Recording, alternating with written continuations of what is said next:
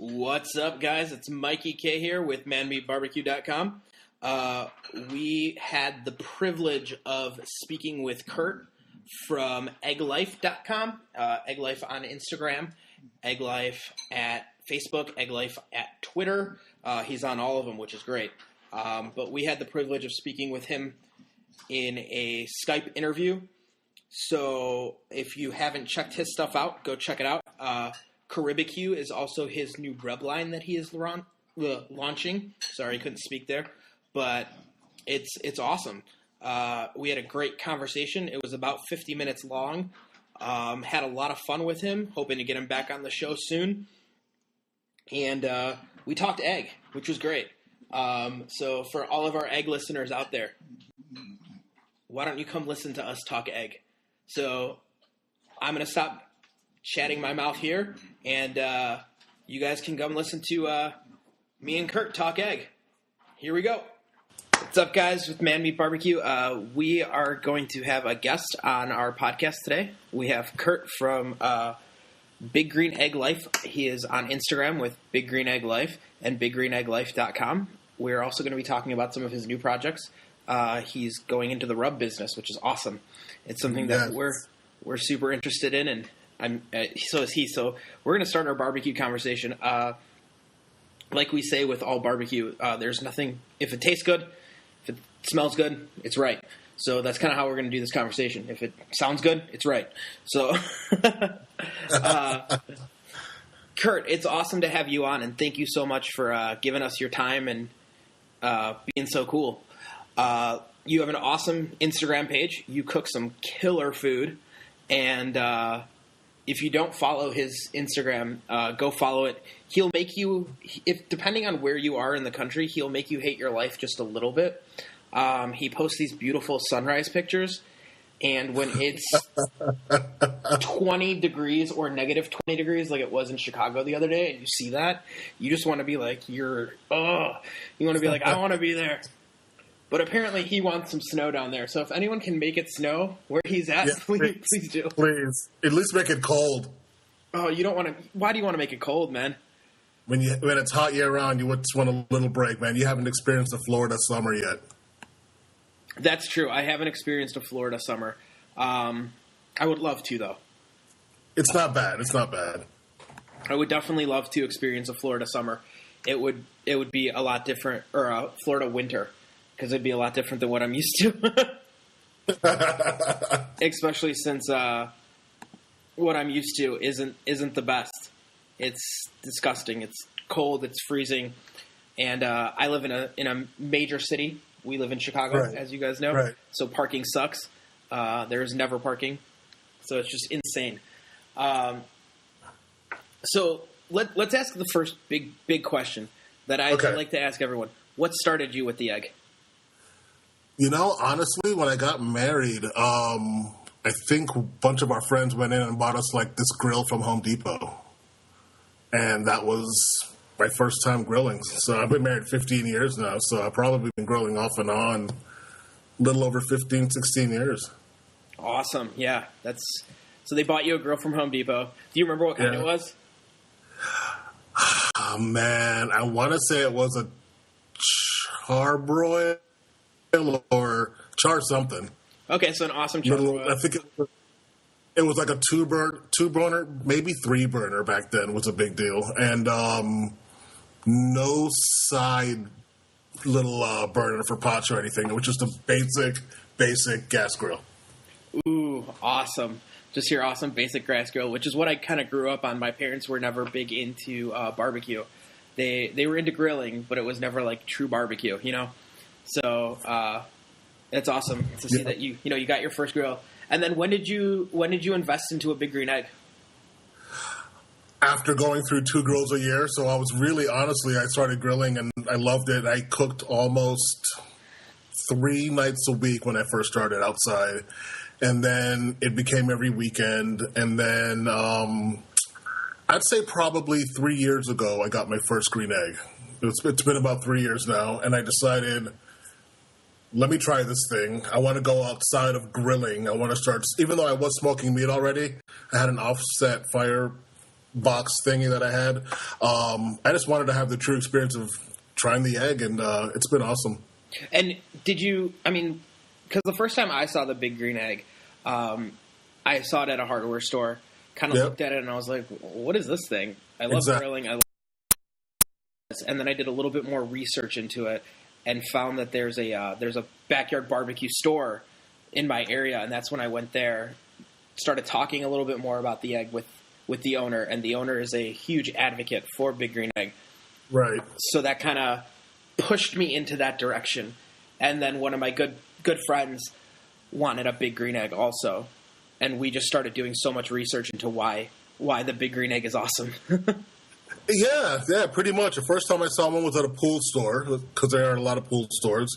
And then a buddy of mine, I went over to his house, and he had this little egg thing, and I'm like, what is that? It's like, oh, it's the best. You'll never go back if you try one. I'm like, okay, the food was great. He did steaks. That was the first thing I had off an egg. And, I was interested, but then I saw the price. And I was like, wow, really, for a grill? But then I went and I got one, and I would definitely have 2 or 3 if I could. Yeah, because I mean, I think the price does set some people off. But if you look at some Cook Shacks, or if you look at something like that, I mean, those stick, or there's a couple stick burners too they're not cheap. No, they're not. They're not. Some really high end stick burners out there that they're pretty sick, and they're huge. Yeah, they're really nice. And I mean, you cook on the large, correct? I cook on the large, correct. I cook on the XL, and one of my buddies cooks on the large. So, I mean, you're ways away from me, so we haven't cooked together yet. Yeah, because I feel like I'm going to bring you up to Chicago, and you're going to come cook. There you go. I'm trying to convince some people up here to do an egg fest. So if we do that, we're going to. You'd probably be surprised how many people have eggs up there. Oh, I'm sure there's a ton. Well, I mean, the guy that I'm talking to sells them for a living, so he should know exactly how many, or a lot of people. And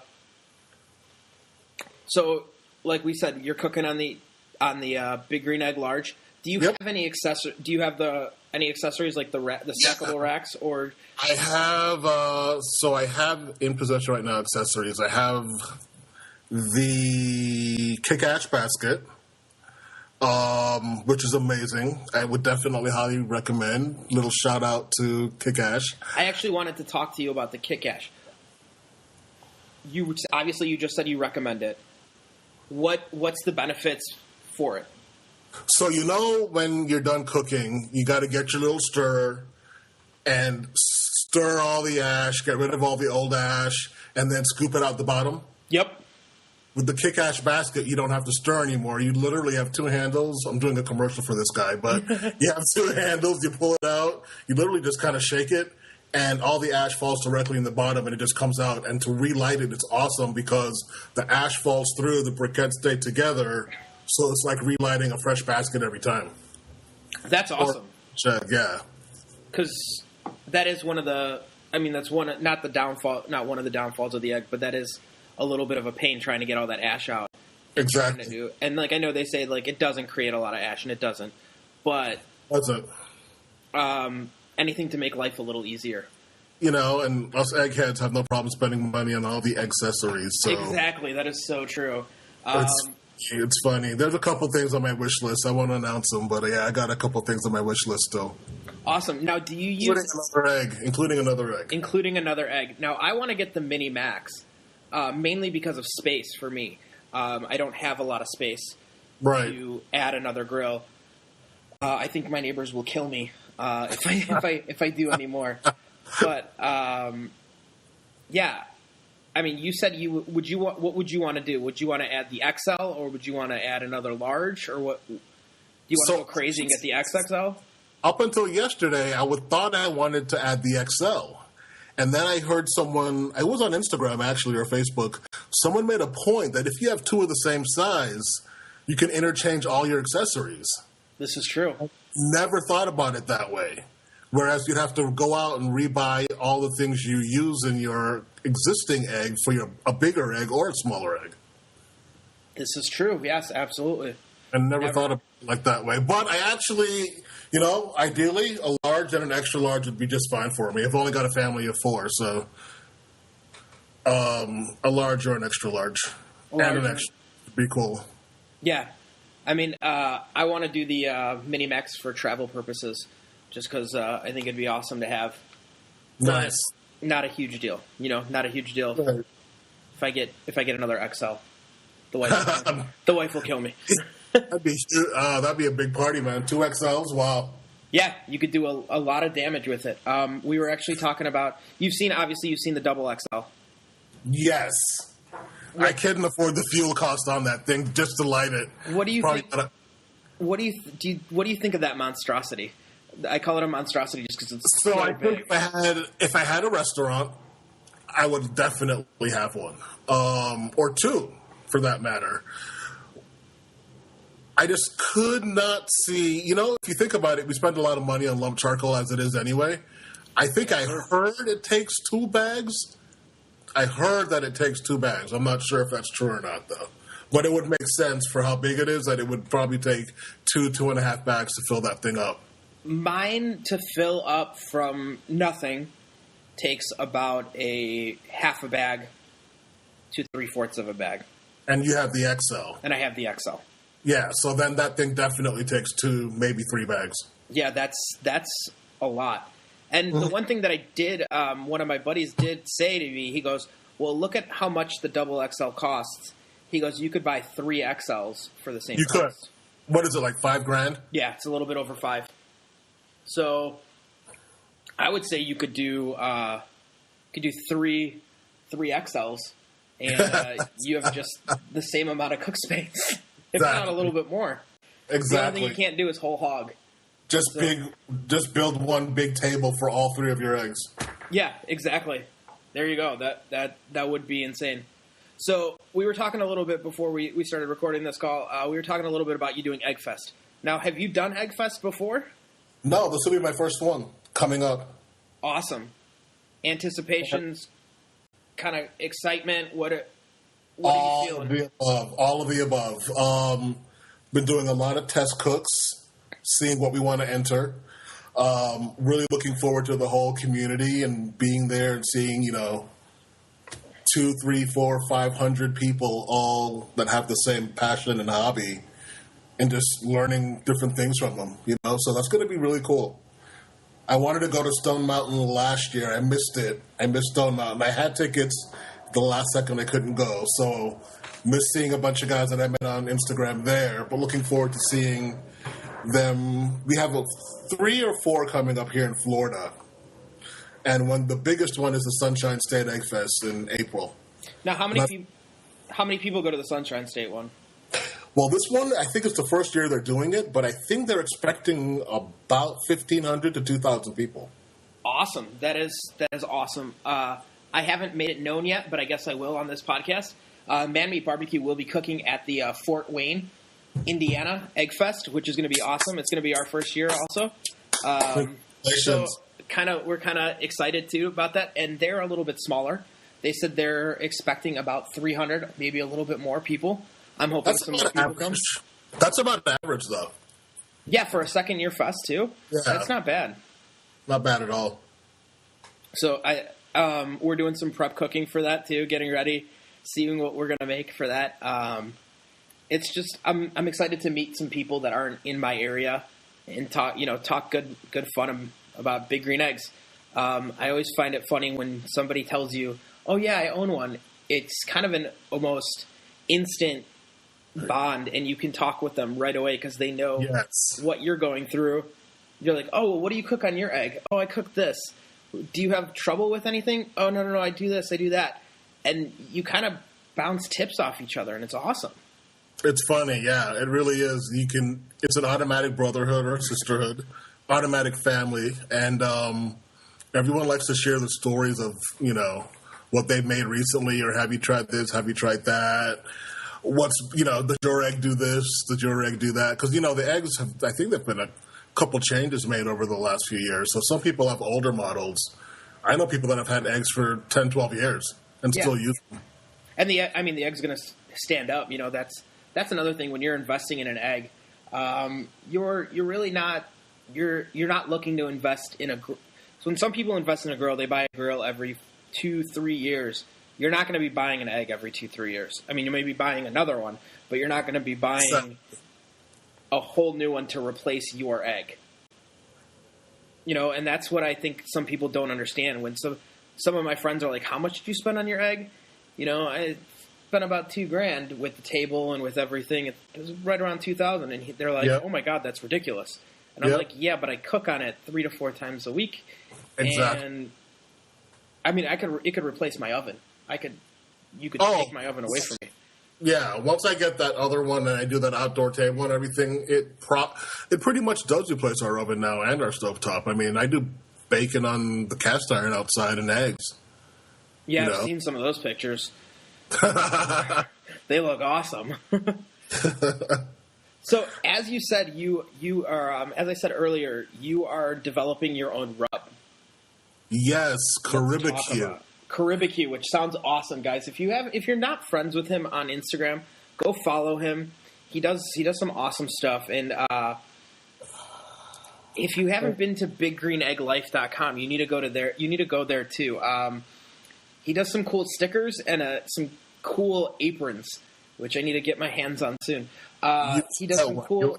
I'll send you a T-shirt too. Awesome. He does some cool Egg in Life, which I hope you're going to be wearing at all of the Egg Fest, because I think that would be a perfect little advertisement for you.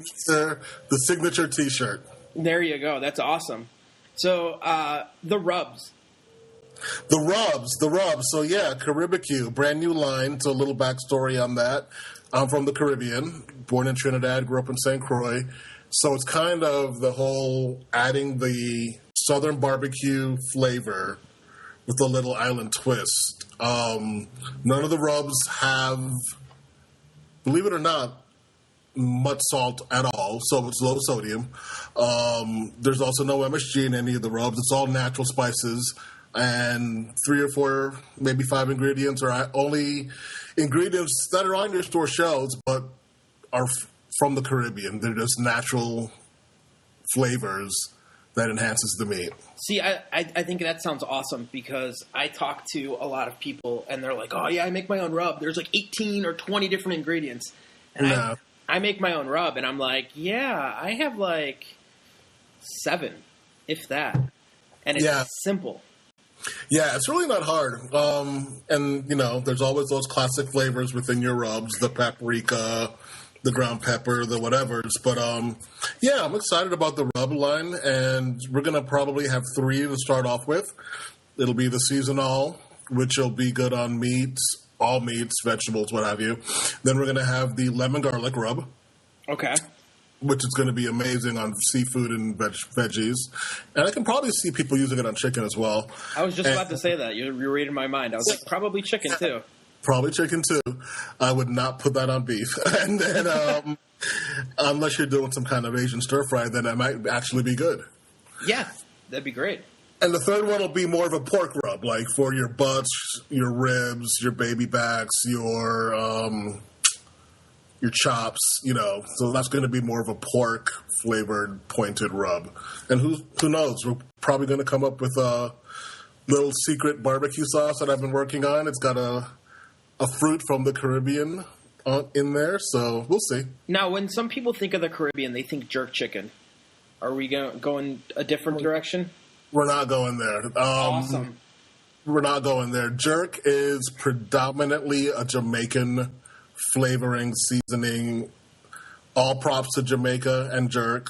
But mine is more of that West Indian flair, that Grenada, that Trinidad, that St. Croix, that whole background of just flavor, not heat. Awesome.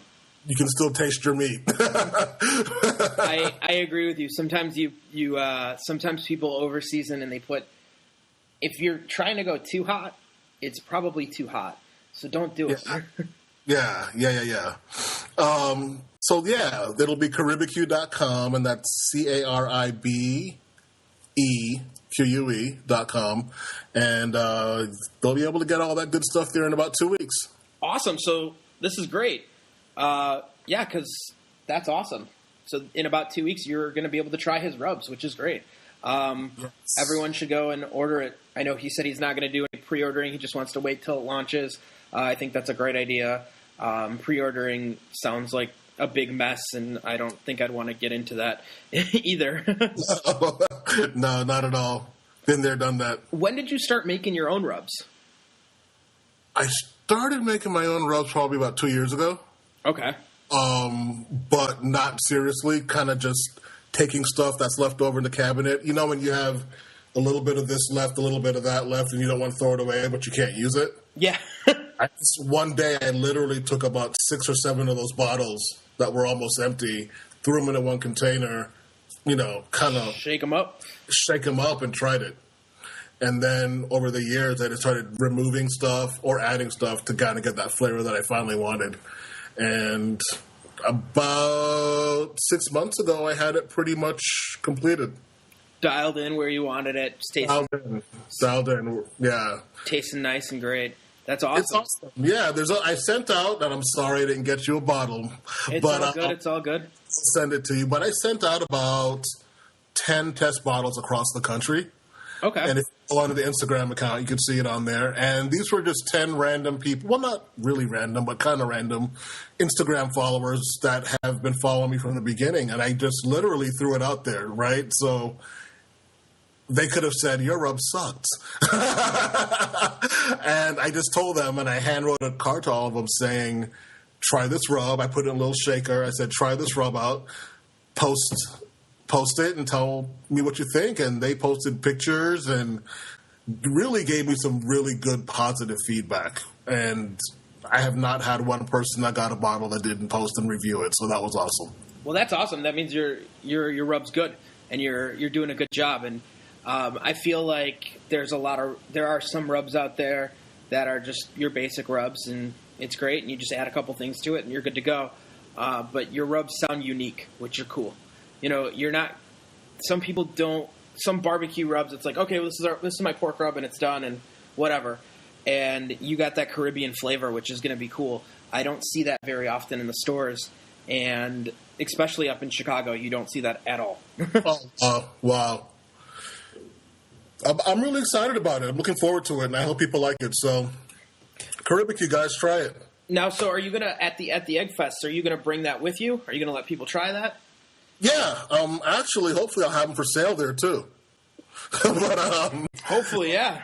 Yeah, but we'll be cooking with it for sure, and there'll be bottles there and samples. We'll have little sample bags, and so people can take them home and try it. Definitely. That's awesome. Give them a little bit of a taste before they have to come order it on the site. We're all about trying it out first. You don't like it, don't buy it. It's all good. That's true. So here's the big question: favorite food to make on the egg?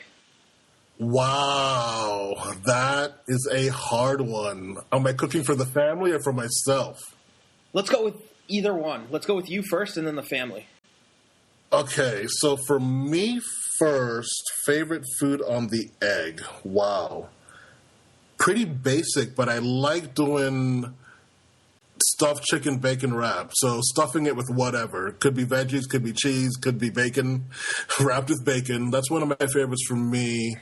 For the family, I think most definitely they love the pulled pork. Okay, so they're going with that pork shoulder that night. Yeah. My wife and daughter, my wife and daughter, they could eat pulled pork all the time, and we don't. But yeah, definitely. She could do it all day long. It's all great. Oh yeah. Now, are all of those smoked? The chicken, are you smoking that, or are you doing that kind of like medium temperature? No. So the chicken, pretty much everything's smoked. The chicken I have done indirect legs down, so you're getting more heat versus legs up. Okay.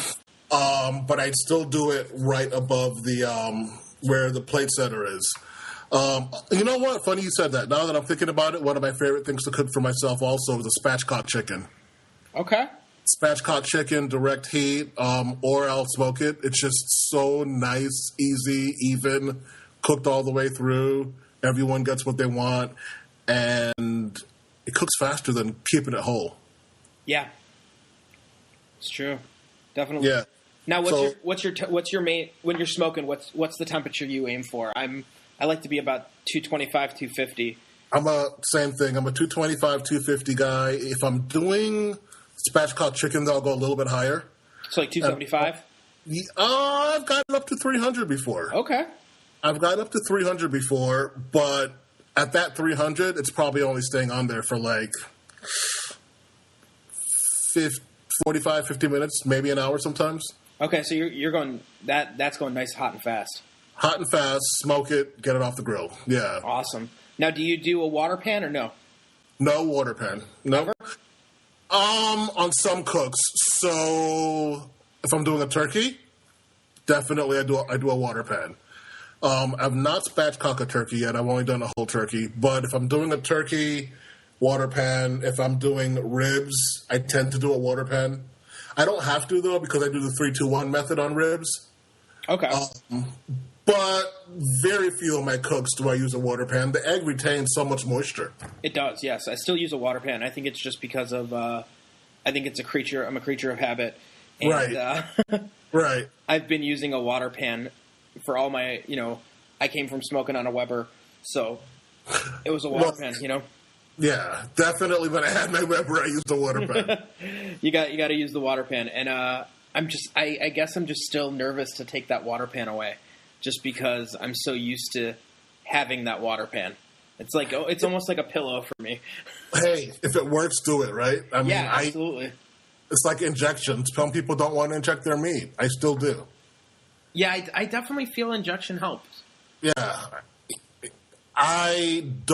Nothing sucks than bad chicken breast. So outside of injection, too, I brine all my meats. Not all. I don't brine my ribs, of course. But if it's a large cut of meat, it's going to get brined before I cook it. Okay.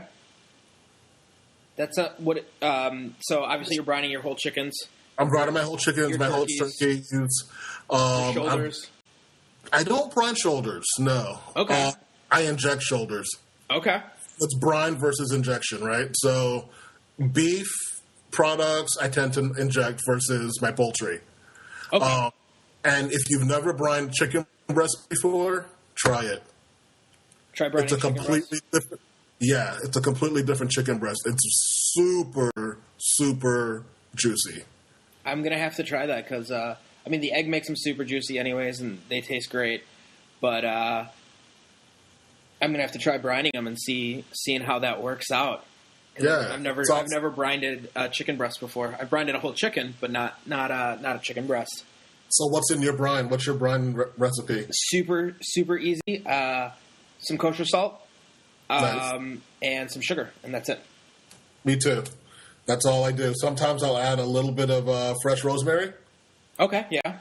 Or some, if it's a turkey, I'll do some oranges and some lemons or lime, but pretty basic. Sugar, salt. I feel like basic goes a long way. It does. It really does. I feel like sometimes people try over complicating barbecue. It's not supposed to be a 12-step process. It's meat and fire. It's meat and fire, man. I mean, the original word is barbacoa from the Indians, and they didn't have rubs back then. No, they did not. Yeah. And that's the thing. I always say barbecue takes three things. It takes meat, flame, and love. You got to put a little bit of love into your meat, and then it'll come out nice. Yeah. So that's awesome that you're. It is a labor of love. People don't realize when you're cooking for 5, 6, 7 hours, you're not doing. I mean, yeah, it's part fun, but it's a labor of love. Absolutely, yeah, it definitely is. So, what's the longest cook you've done? Wow, let me think. 10 hours. 10 hours. 10, 12 hours. Yeah. Awesome. And that what was that? A shoulder? It was a huge Boston butt. Okay. And it was low and slow for 12 hours. I actually had to change out fuel in the middle. Awesome, really? Yeah, yeah. And that very rarely happens, but it was low and slow for about 12 hours, apple and cherry. Okay. And I started that morning, like at 4 in the morning, I think, and I didn't get it off till late dinner time. Awesome. So 12 hours was your longest cook. Now, Have you ever done brisket? Never done brisket. Never done brisket, huh? My shame. Yeah. So why haven't I ever done brisket? I think that's the one meat that I don't want to mess up. So I haven't really studied it.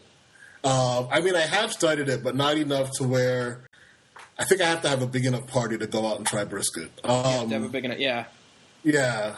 I just can't do like I said, it's me, my wife, and my daughter, you know? Yeah, I mean, unless you're getting a really small flat or something along those lines. Brisket it's a big hunk of meat. And It is. It can get insane. But you know what? With that challenge, I may have to do it this weekend. Ooh, there you go. That's going to be a nice low and slow cook. I was just called out on that one, so yeah. A nice peppery crust on that thing sounds good. Yeah, it'd be great. With my briskets, I do a really simple rub. I just do salt and pepper and a little bit of garlic, and that's about it. Just simple. Yeah. The flavor's coming from the smoke and from the meat, right? Yeah. I mean, people try to overcomplicate it. And so here's the big thing. You did say you did did you say cherry and apple, correct? Yeah. Is that your main two meats that you smoke with? My two woods. Yeah. So I kind of have my little rules of engagement when it comes to wood. It sounds crazy, but it works for me. When I'm doing poultry, depending on what I'm going for, right? So turkey, chicken, I generally go apple cherry. Okay. Especially for the coloring. If I go mesquite or hickory, it tends to be over smoked. And my family likes smoked meat, but they don't want to feel like you just came out of a fire. Absolutely, yeah. You know, I do like having mesquite and hickory on my chicken at times. If I feel like I'm going to be doing like a real down-home southern barbecue, I just want the whole house to smell like mesquite. But and my wife's noticed a difference too. And when I'm doing whole turkeys and chickens, the coloring. So your apple, your cherry, your pecans, they give a lighter caramel color to your meat versus the hickory and the mesquite. When the mesquite gives you this darker, so your turkey comes out looking super dark using the hickory and mesquite versus the apple or the cherry wood. And guys, people out in Man Meat Barbecue land that are listening to this podcast, if you're just getting into smoking meat and stuff like that, guys, remember, people eat with their eyes first. If it looks too dark and it looks like it might be burned, they're going to think it's burned. It may not be, but they're going to think, oh, that's burned, and that's why it tastes so smoky. It just tastes burned. And it's not always the case, but they like to see what they're eating, and people always do that. People eat with their eyes. So when we're talking about wood and talking about it giving a nice coloring, it's a very important part of the presentation, I feel at least. Oh, it is. I mean, who wants to sit down to Thanksgiving dinner with a completely ash-covered bird? Yeah. Whereas you use that cherry wood, you're going to have that nice golden color still without making the chicken look like it was covered in tar. Exactly, yes. That's kind of, I personally, I will use hickory every once in a while, but I do stay away from mesquite. I feel like mesquite gives me too much of a smoky flavor, so I stay away from that. Now, when you do your pork, what's your wood combination? So I like to inject with a little juice, I think that most people use with pork, which is apple juice. Awesome. And my injection techniques are crazy, but anyway, doing pork butt, I tend to do an apple cherry mix. Okay. You know, you want to have that sweet flavor on the pork versus that, like you just said, you don't want it to taste over smoked. You want to still taste the pork without tasting all that mesquite heavy flavor on it. And I use, instead of using oak, I use a lot of, instead of using hickory, I use a lot of oak. I use white oak. And Oak's then for all my pork currently, I'm switching over to orange wood. I've seen those bags on Instagram. They're quite elusive. You need to check them out. What does it taste like? It gives a little bit of a citrusy flavor. It gives a nice light, not a light smoke, but just enough to where you know the smoke is there, but it's not overpowering. So it gives nice color, and it's working really well for me on all of my pork. And my wife, who does not, she's not the biggest fan of smoked meats. Neither is mine. If it's really smoked, one turkey a year. Yeah. I cannot smoke the Thanksgiving turkey. See, if it's too smoked, she doesn't like it. If it's lightly smoked and it's just a flavoring part, like a flavor profile on it, she loves it. So I did the other day. Some people have seen on my Instagram. I did a bacon wrapped pork loin. I saw that, and that turned out awesome. And that was my first time cooking with orange wood, and it was awesome. So I think I'm going to start switching to that and start using some. Really good, by the way. Good job on that cook. Thank you very much. It was awesome. Up right now. You looking it up right now? Yeah, I remember that picture, and I was like, "Wow, that looked good." Yeah, that was oak and orange wood, and it's coming out nicely. And then for my orange wood, which company makes your orange wood? We don't want to give them. The company that I'm using is Western Wood. Okay, so that's the same one that I get my apple and cherry from. Yes, I believe. I mean, yeah, if you are using that one, yeah. yeah. I'm like, yes, they don't absolutely. sell orange wood here at my store. They don't? No, they only sell apple, cherry, mesquite, and hickory. That's interesting because I would think coming from the Sunshine State, you guys have a lot of orange wood. You would think, so obviously I'm not looking in the right places. I've heard that, I don't know, do you guys have Meyer down there? I've heard Meyer carries it. We have like Publix, Winn-Dixie. I've heard Publix may or may not carry it, but I'm not sure. I think they may not carry the chips. I have heard that too, so I'm going to go check that out. Now here's the question, chips or chunks? Wow. The age-old debate. And then I have one for you. So I'm going to go with chips. I'm going chunks. Okay. And here's why I go chips. Because once again, the family doesn't like too much of the smoky flavor. Okay. So I do the whole circle of the chips into a circle, and I get enough smoke to permeate the meat probably the first couple hours, and that's about it. I will say I do chunks when I'm doing big butts or shoulders. Yeah, you and I need do that. 2 chunks in there. So here's my question: soaked or dry? Dry. Wet or dry? Dry. I go dry.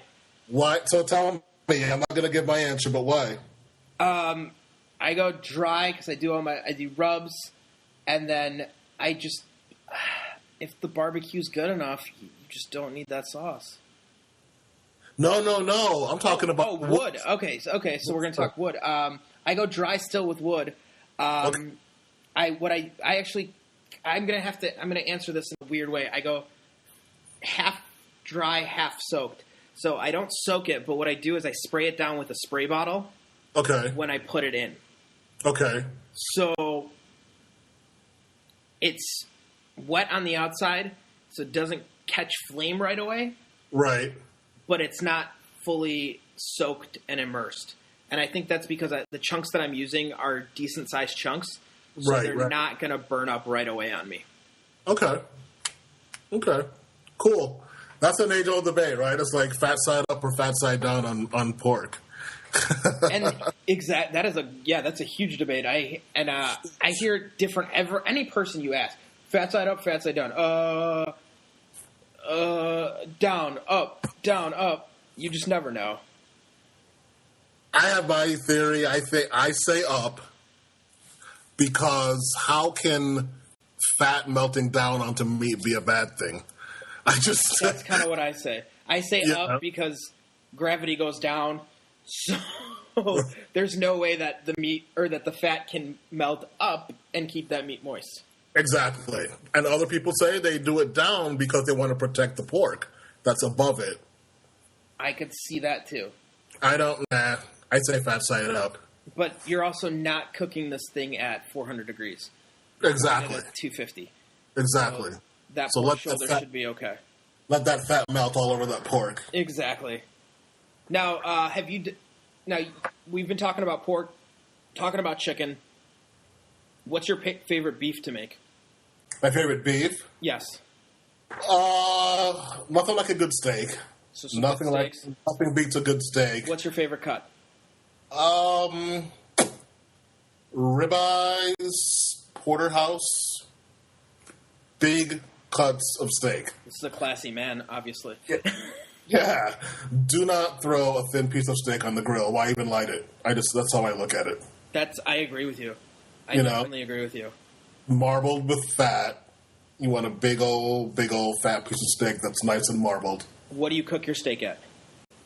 So we have a family that's a little bit different on the steak. My wife and daughter like their steaks almost rare. Pretty much rare. And I'm more of a medium rare to almost medium well. So for them, I usually go at about 500. Okay. Yes. 500, sometimes 550. So I have this little countdown thing that I do for them. 2 minutes on one side, 2 minutes on the other side, 1 minute on the other side, and then I usually take it off. So 2-2-1-1. 2-2-1-1 is the rule. Sorry, I forgot the other one. 2 minutes on one side, cross hatch, 2 minutes on the other side, flip it over again, 2 minutes on that. 1 minute on the other side, 1 minute on the other side. For them, for me, it's 2-2. Okay. Yeah. Awesome. They like theirs pretty rare. Still mooing? Yes, pretty much. So what's your temp on yours? Since I've gotten the egg, I've had to do it. I've started cooking them at 700. Nice. And the method that I'm using is I like mine about medium. Not medium well, but about medium. Right. So probably right about where you like yours. So what I'll do is I'll throw it on for about a minute and a half on one side, flip it over, minute and a half, and then I shut my egg down completely. Ah. And I let it finish cooking for about 2 minutes, and then I take them off. So we're looking at about the same time window. Yeah. Under 5 minutes. Under 5 minutes is I'm pretty much done. Yeah. Anything over 5, you're getting to well. Yeah. Especially when you're cooking, guys, if you're cooking at 700 degrees, you're it's a fast cook. You don't have to sit there forever. And be very careful when you open your eggs, ladies and gentlemen. I know you've been doing this for years, but I still burn my arms every now and then. Well, yeah, if you forget to burp your egg, it will burn you. It definitely will burn you. So don't much arm hair. Right? I actually, the other day, I lit up my egg, and I don't know what happened. I don't know if it was a gust of wind or whatever. The egg was only at about 325, so it wasn't super hot. I did not have my deflector plate in. That could have been it. I was getting ready to make some burgers. Wanted to clean the grates a little bit, and I forgot to burp it and just pulled it open. And damn, did it come out. It's like, what was that movie? Backdraft or something? When they open the door and yes, yeah, it's the same thing. Yes. So guys, remember to burp your eggs. It was super cold out here, so I was kind of okay, but and I had a jacket on and all that, but still, it was quite interesting to see that much flame come out. Yep. It's crazy. And then the times when you forget your eggs lit and you walk away, and that's the day that it wants to get really hot really fast. Yeah. And you come outside and it's like at 1100 degrees. Yeah. If you guys are listening to this podcast and you don't cook on an egg, the damn thing can get hot real fast. It's insane how quickly your egg can go from 200 degrees to 900 degrees just by forgetting to close a damper or by walking away for a minute. Or put the daisy wheel on. Yeah, absolutely. Put the daisy wheel on wrong. And it's insane. I think it definitely is quietly insane on how quickly that egg can just get to an outrageous amount of heat. Also, if you are cooking on an egg and you're not somebody that just got it, make sure that if you have a party, because a lot of people like to have parties when they first cook on their egg, don't let anyone touch that damn thing. Don't let anyone just walk up and pull it open and do that. It's not a Weber. It's not a gas grill that you can just pull that thing open. They can get seriously hurt, and they may freak out. And you just don't let them touch it. Also, make sure your daisy wheel is put on correctly so that when you open it, it doesn't just slide wide open. I know that's a common thing. Somebody will open it up, look at it, close it. That daisy wheel is wide open, and that temp's just going to start going up. And if you're not paying attention, you're ordering pizza that night. Exactly. That's hilarious. Good tips there. Good tips. Now, pro tip.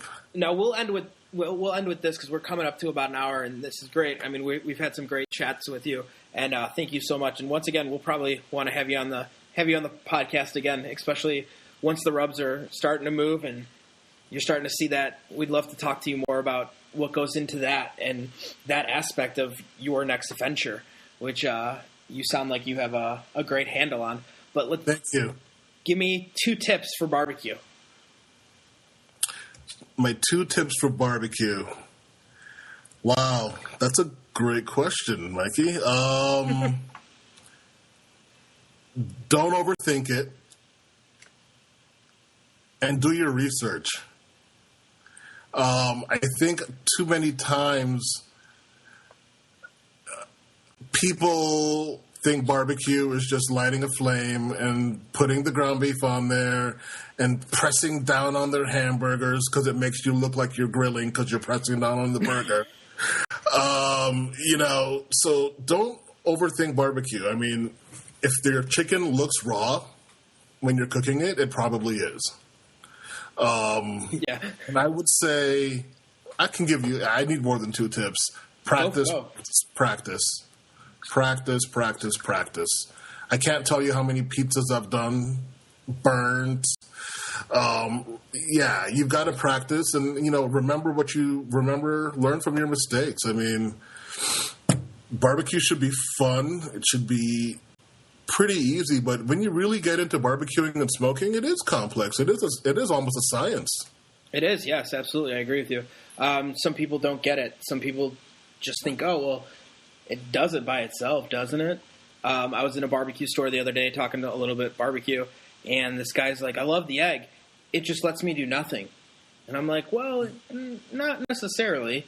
No, that's another plug-in smoker that I know of. Yeah. I believe that's the one that you set to 320 or 250 and you walk away and you forget that you're smoking. Yeah. I won't talk about that. Exactly. But I know exactly what you mean. Yeah. So we're going to I'm going to ask you this big question. Would you ever go to a pellet smoker? I never say never, but for right now, I'll say no. I never say never, but for now, I'll say no. Would you go to a gas? Barbecue and smoking, to me personally, as we were just alluding to about plugging in your grill and walking away, is about the lump, the wood, and actually going out there, maintaining and tending. And I just don't think that pellet smokers are truly going to give you that same effect that wood will. I agree. I'm a purist at heart. Yeah, me too. I don't need I don't think a grill should have a plug. And I don't think it should either. And I don't think that my wood should look like rabbit food. This is true. Yeah, it does look like rabbit food. Never thought about that. Never thought of it that way. Yeah. So, and they say there's no chemicals in there. Well, how do you get it so perfect? And it's so compressed. Yeah. Yeah. Just give me the wood. And the people that do the stick burners, love them too. I mean, that's even more work to me when you're just doing purely wood all day. I would love to get just a stick burner. The problem is obviously my location. Yeah. And I think that somebody would freak out if they saw a flame like that going in the city, like driving by. They'd be like, "What the and they freak out a little bit. But I already have people that stare at me and ask me what's wrong with me and all that kind of stuff when they see me barbecuing in the middle of the winter when it's freezing cold. Nothing wrong with you. It's a passion and a hobby that you love. Nothing wrong with you at all, man. I'm telling you, if it was 8 feet of snow like I saw you guys having this past couple of weeks up there, I'd still be barbecuing. And that's exactly what we were doing. So thank you so much for coming onto the podcast. Obviously, go check out BigGreenEggLife.com, Big Green Egg Life on Instagram. You can see his Caribbeque, which is Caribbeque.com too. We're going to put all of that in the blog part of this podcast, so you can go check all that out at manmeatbarbecue.com. So you will be able to go purchase his rubs and do all that kind of stuff. Follow him, see all his food that he cooks. This man cooks a lot, and his Instagram's awesome. So you can see us on Facebook too. Same name, Big Green Egg Life. There you go, and on Facebook. And do you do Twitter or no? We're also on Twitter, Big Green Egg Life as well. Perfect. I got lucky. All those names were available. And that's awesome. Which is a Mikey, shock. you have a really great show going on here. I love what you're doing, man. I love your website, and definitely was honored and privileged to be on the show. Well, Kurt, thank you so much. Guys, go check him out. And that's pretty much our tips for grilling on the egg. We just talked egg for 50 minutes, which is great. Neither one of us are paid by Big Green Egg. Unless they want to, and then you guys can find us at either BigGreenEggLife.com or ManMeatBarbecue.com, and we're more than willing to do it. But yeah, thank you so much. Also, I am going to give another shout out to Kick Ash because I want to get one of those. They look super cool, and it's super intriguing to me. So I'm going to give another shout out to Kick Ash. Is it KickAshBaskets.com? Basket it's on Instagram. It's Kick Ash Basket. Yeah. Okay. Yeah. Go check them out, guys. If you have an egg, you love egg accessories, go get them. So yeah, awesome. Thank you so much, and we will definitely we'll want to have you back soon. All right. Thank you, man. Cool. Have a great night, buddy. Keep egging. Thank you. You too. Later. Guys, that was our show. Thank you so much for listening in. Once again, we're manmeatbarbecue.com. Email us if you'd like to be on the show at manmeatsbarbecue@gmail.com. That's manmeatsbarbecue@gmail.com. Follow us on Instagram at manmeatbarbecue. Follow us on Twitter, manmeatbarbecue. We don't have a Facebook page yet, but we're working on it. And obviously our website, manmeatbarbecue.com. All the show notes will be in the blog, so go check it out. Yeah, that's pretty much it. Also, if you can subscribe to us on iTunes, that'd be great. And give us a 5-star and a thumbs up and give me a little bit of feedback. Tell me if you hate the show or if you love it. So, yeah, cool. Thank you so much, guys.